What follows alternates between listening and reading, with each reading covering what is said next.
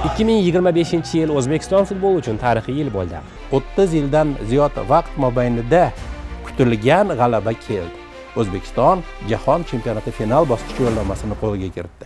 Xabaringiz bor, ko'p yillar mobaynida davlatimizda futbolga e'tibor berib kelinadi, lekin oxirgi yillar davomida biz ana shu e'tibor, ana shu g'amxo'rlik bevosita har bitta yo'nalishda o'z aksini topganiga shohid bo'lib turibmiz. Jahon chempionati! Tabriklar! Do'stlar, orzuyimizga yetdik. 34 yil orzu qildik va bunga erishdik.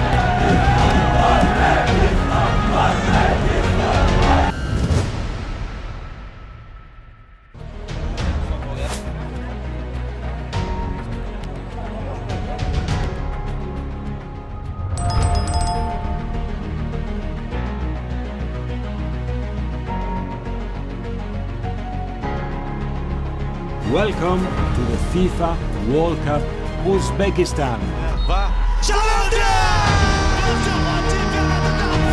Jahon chempionati! Tabriklar! Do'stlar, orzuyimizga yetdik. 34 yil orzu qildik va bunga erishdik. O'zbekiston!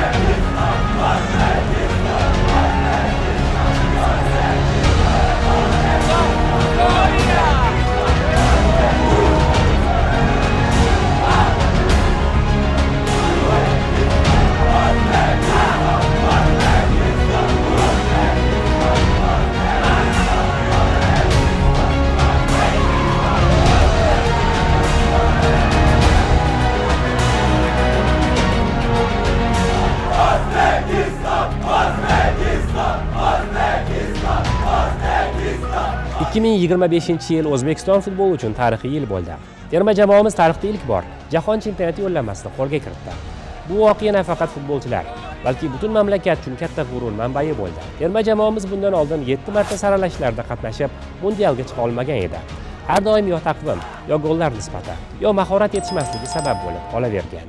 2025-yil boshlanayotganda o'zbek futbol olamida eng katta umid, orzu yurtdoshlarimiz jahon chempionatiga chiqishi edi. Ming shukrlar bo'lsinkim, o'sha orzu ushaldi. Terma jamoamiz oldiga qo'yilgan vazifani bajardi.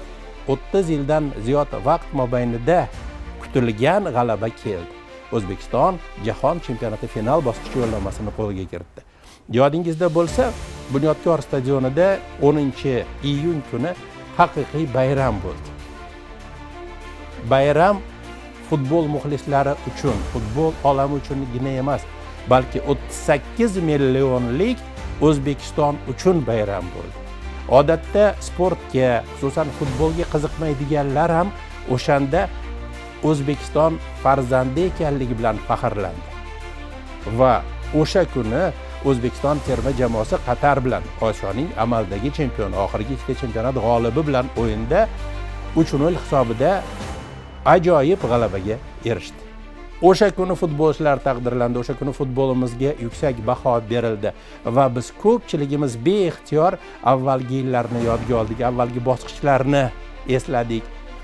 So'nggi yillarda mamlakatimizda bevosita davlat rahbarining o'zi e'tibor qaratishi, g'amxo'rlik qilishi natijasida infrastrukturamiz zamon talablariga mos keladigan saviyaga ko'tarildi. Xabaringiz bor, ko'p yillar mobaynida davlatimizda futbolga e'tibor berib kelinadi, lekin oxirgi yillar davomida biz ana shu e'tibor, ana shu g'amxo'rlik bevosita har bitta yo'nalishda o'z aksini topganiga shohid bo'lib turibmiz. Bu nafaqat o'sha futbol inshootlari, infrastrukturasi, balki futbol mutaxassislarini tayyorlashga munosabat o'zgardi. Avval biz faqat futbolchilarni o'zini tayyorlash haqida o'ylardik. Endi futbol mutaxassislari har biri o'z yo'nalishi bo'yicha chinakam professionallar bo'lishi kerakligi talab qilinyapti. Biz endi o'zbek futboli yana ham yuqorilaydi degan fikrni baralla aytishga haqlimiz deb o'ylayman.